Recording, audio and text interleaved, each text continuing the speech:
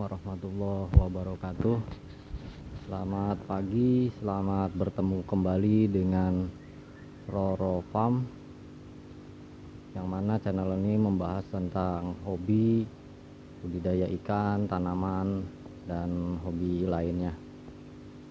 Pada kesempatan kali ini kita akan melakukan proses pengecekan rutin ya, mengecek kualitas kondisi air, hanya beberapa parameter sesuai dengan alat yang kita punya. Ini adalah alat yang kita miliki untuk mengecek kualitas air. Tapi sebelum lebih lanjut, bagi teman-teman yang baru melihat channel ini, mohon untuk kesediaannya menekan tombol subscribe dan juga like, sehingga membuat kami semangat untuk melaporkan perkembangan kondisi ikan nila yang kami miliki, dan juga sebagai sharing ilmu yang kami terapkan dalam hal budidaya ikan nila. Oke, ini di depan kita sudah ada alat, yaitu berupa ini gelas untuk menampung, fungsinya untuk menampung air. Nanti kita ambil airnya, kita tampung di gelas, kemudian untuk memudahkan dalam pengukuran pH dan TDS serta suhunya. Kemudian ada yang ini adalah pH meter untuk mengecek kualitas pH air. Kemudian ada TDS yang berfungsi untuk ngecek kepadatan kualitas air dan juga suhu. Teman-teman bisa dapatkan alat-alat seperti ini melalui toko online, harganya cukup terjangkau. Oke, langsung saja kita buka. Pertama, kita mau lihat kondisi filternya setelah 2 bulan. Kita singkirkan dulu ini setelah proses bibis pakan.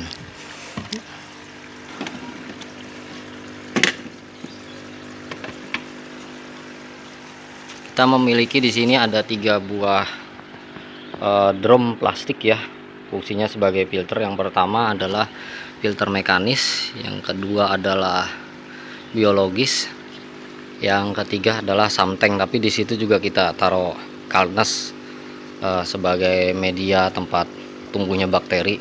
Nanti kita cek satu persatu kondisinya saat ini.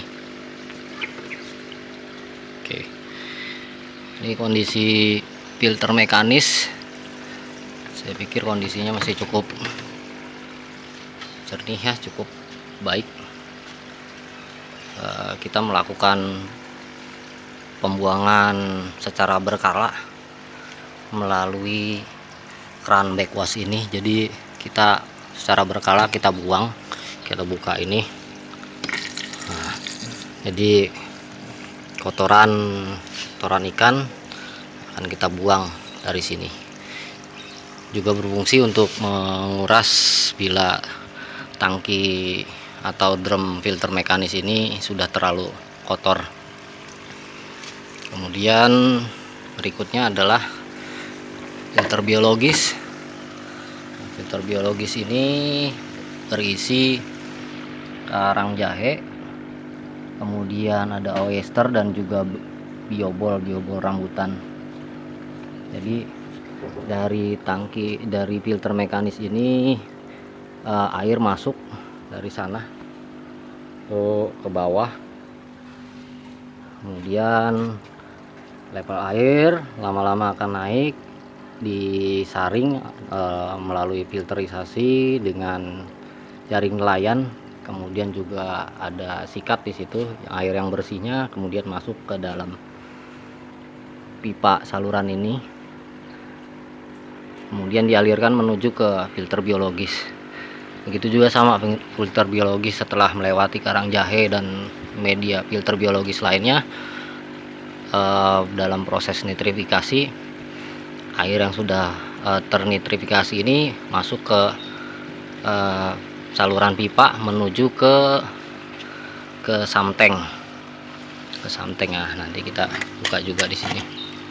Oke,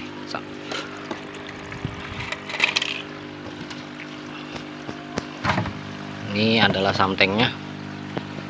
Nah, di dalam samteng tersebut juga berisi selain pompa celup, ada juga di situ ada kalnas dan tutup botol yang fungsinya untuk rumah bakteri, sehingga bakteri bagus bisa tersimpan dalam situ, kemudian dialirkan ke dalam tandon. Oke, kita coba cek dulu kondisi airnya. Kita ambil yang dari samteng, kondisi air kita akan cek kualitasnya. Oke,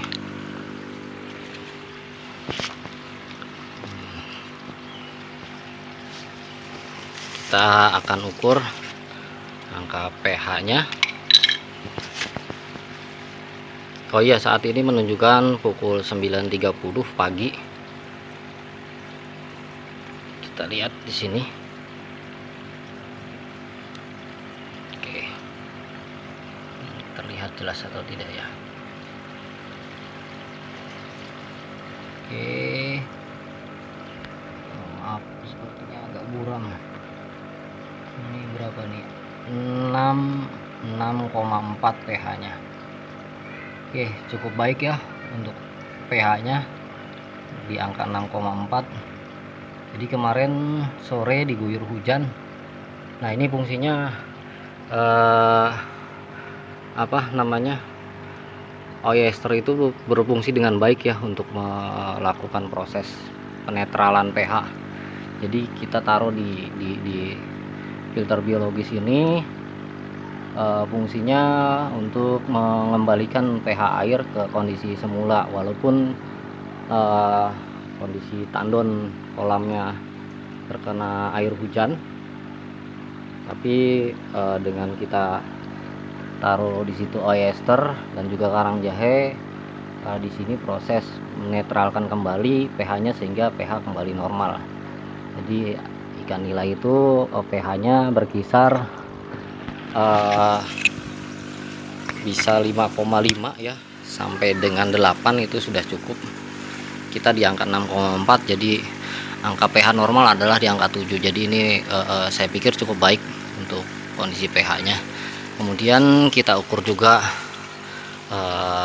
maaf kameranya ini agak sedikit buram, TDS-nya. Kita akan cek kondisi TDS-nya, kerapatan berapa ppm. Oke, sudah cukup jelas kah? Angka berapa ini? 261. Nah, ini udah, karena udah 2 bulan ya kondisi air dalam tandonnya, jadi seharusnya sih bagusnya kita pertahanan di angka 100 sampai 200 itu. Harusnya kita pertahanan segitu angkanya. Hanya saja karena ini 2 bulan, dan kalaupun saya harus menguras, cukup banyak air yang harus saya keluarkan di situ. Sedangkan kami di sini airnya dikenakan bayar. Jadi kenapa kami menggunakan sistem ras ya, karena untuk mengirit pengeluaran air ya. Oke, ini TDS nya di angka 261 ppm. Kemudian kita akan cek suhunya. Oke, suhunya, oke, lihat.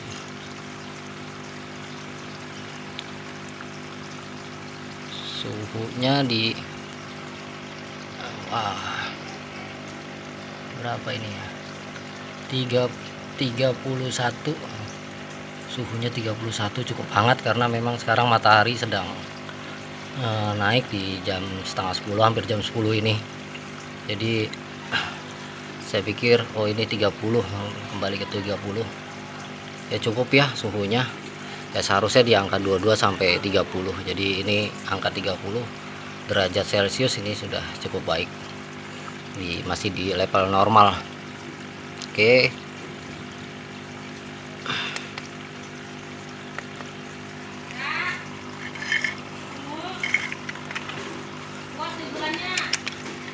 kita akan kembalikan airnya ke samteng. Oke, nanti kita cek juga kondisi pH air kolamnya, air dalam tandon yang berisi ikan. Untuk kondisi pH dan TDS-nya serta suhu air di dalam di dalam filter ini masih dalam tahap normal. Hanya pada level kepadatan saja tadi TDS-nya di 261. Solusinya biasanya harusnya di kuras separohnya.